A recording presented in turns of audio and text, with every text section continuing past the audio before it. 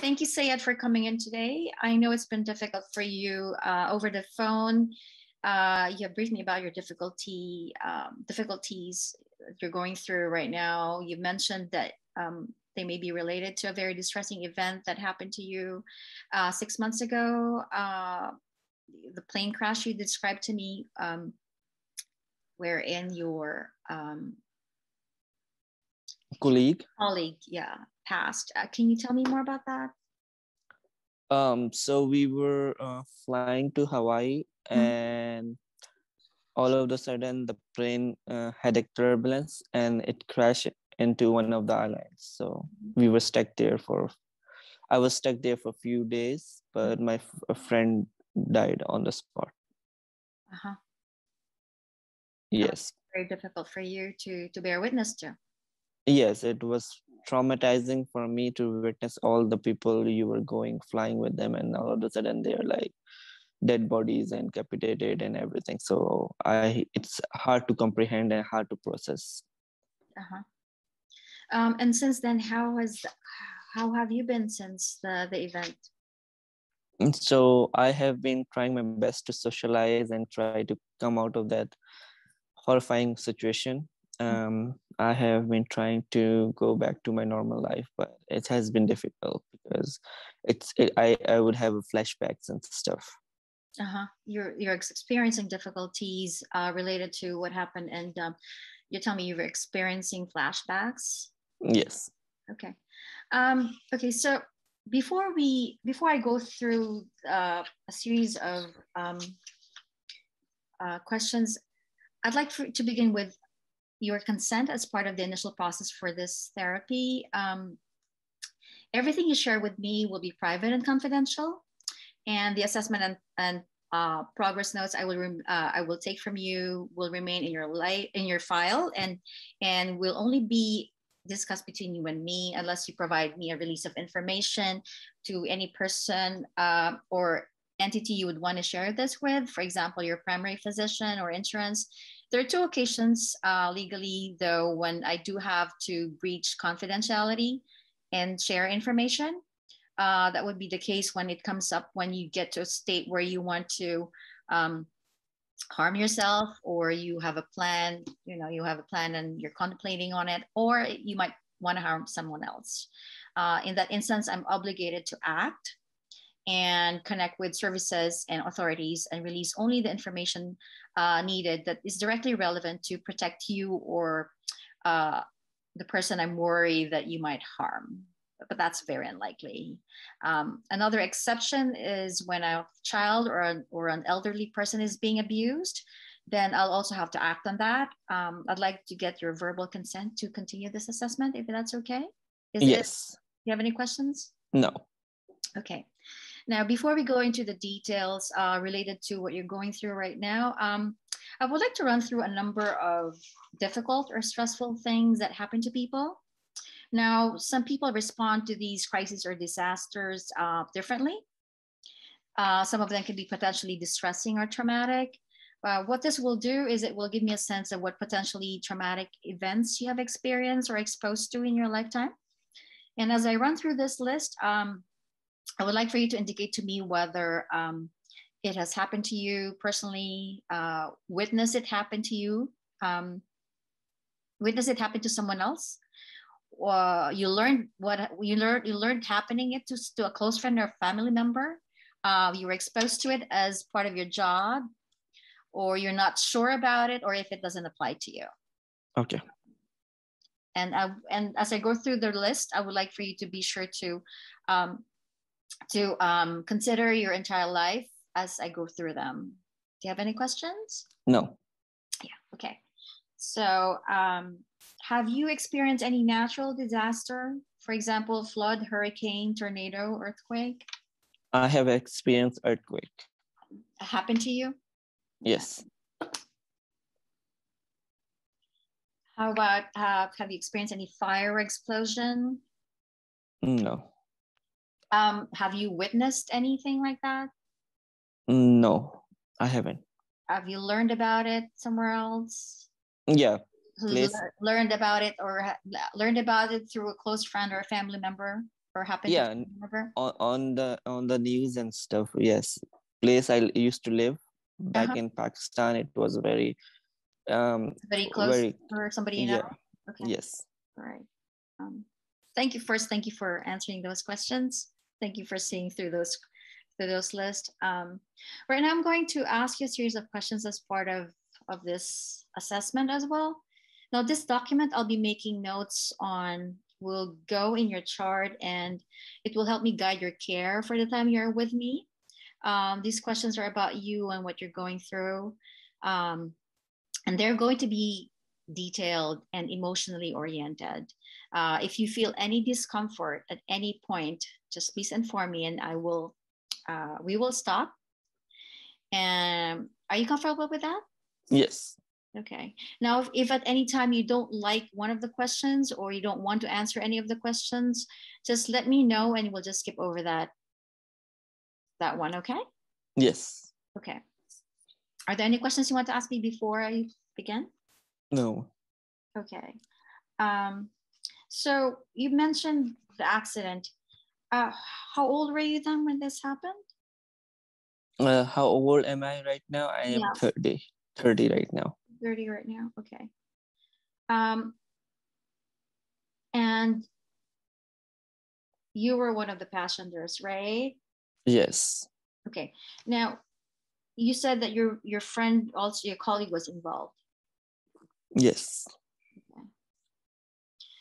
So, out of the what you mentioned, there were like 120 passengers, and out of the 120, how many were seriously injured or killed? So 50 of us was 50 of us survived, and all of them are somewhat injured or critical injured. So there's nobody who's like perfectly fit. Somebody has a broken leg, somebody has a broken arm, somebody has a concussion, stuff like that. Uh-huh. Okay. So for the rest of the interview, I want you to keep this event in mind. You may have had some of these problems before, but for this interview, we're going to focus just on the past month. Okay, on the past month. Now, for this event, I'll ask if you've had it in the past month. If so, how often and how much it bothered you. All right. Okay. Have you had any recurrent distressing dreams? This time you're sleeping, in which the content and of your dream is related to the event that happened, to the accident.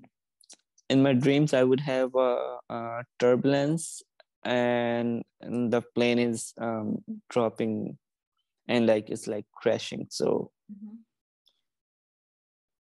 So it's like would you say that it's the dream is like uh, a repeat of what happened? yes. Okay.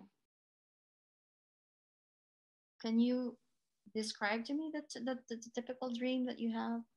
So the typical dream would be like we are flying. Mm-hmm. Everybody is like laughing, enjoying because we are going to Hawaii, and all of the sudden there's a turbulence, and we are falling from the sky, and all of the sudden I wake up. Okay.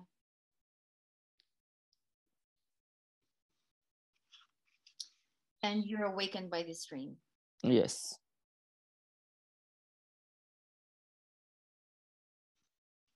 What do you experience when you wake up from these dreams, and how long does it take for you to get back to sleep?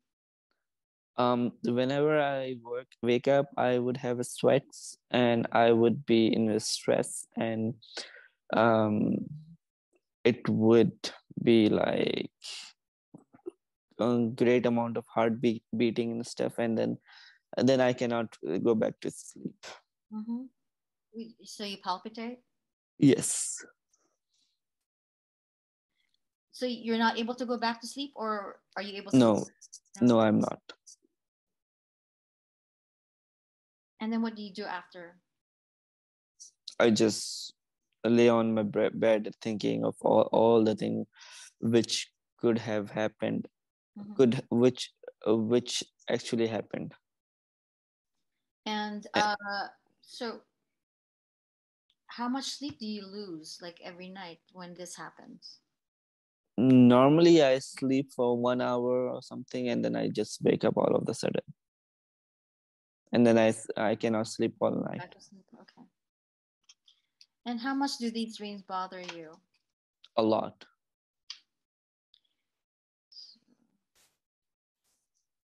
And how often have you had these dreams in the past month? Severely. Twice like every night I would have something like that. Did you say, sorry, I just want to clarify, did you say twice a week or more than a week? No, Two a I week would say I would say every night I would have some kind of dream which would traumatize, and I would be waking up by middle of almost the every night, and night? yeah. Okay.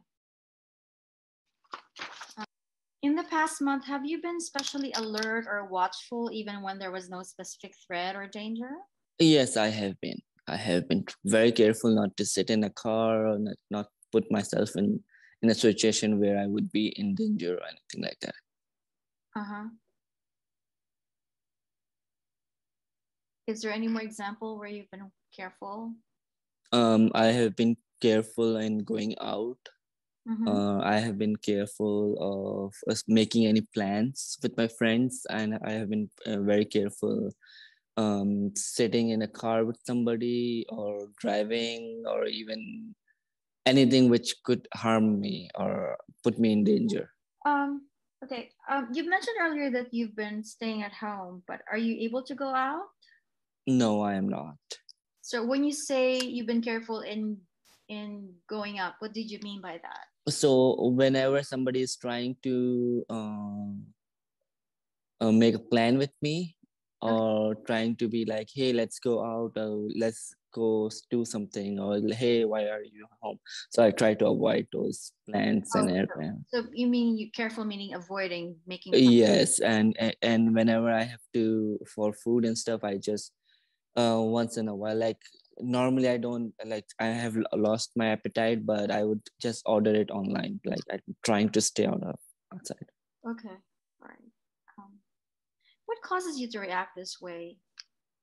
I'm afraid. I have fear of getting myself killed or anything like that. Do you feel that way more than most people would Yes, I think so. in the I same think so. situation? Yes, yes. And how much of the time in the past have you felt that way as a percentage? 100%. Did you did being especially alert or watchful start or get worse after the event? Yes, it does. I'm very careful after the event.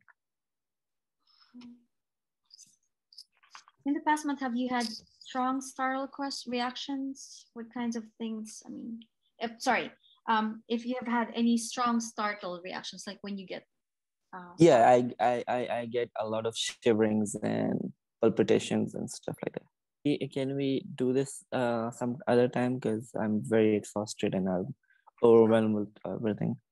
Oh, sure, sure. You're feeling some discomfort right now. Yes, yes. Oh, I'm sorry, dude. I'm sorry that you're feeling right like that way right now. Um, is there anything that you'd like to ask or anything that is When is this everything going to be normal for me? When is everything going to be perfect? yeah, I understand you're having really difficulty going through this right now, and these questions are really can really be challenging to talk about, and I do understand that. Um, of course, we don't have to finish this. We can come back to this later on and revisit this if you have any more questions. Um, like I said, at any point, we can actually stop this, and we don't have to finish it right now. Because as our sessions progress later on, I will most likely be asking you more questions about it, and maybe it's not as intensely packaged at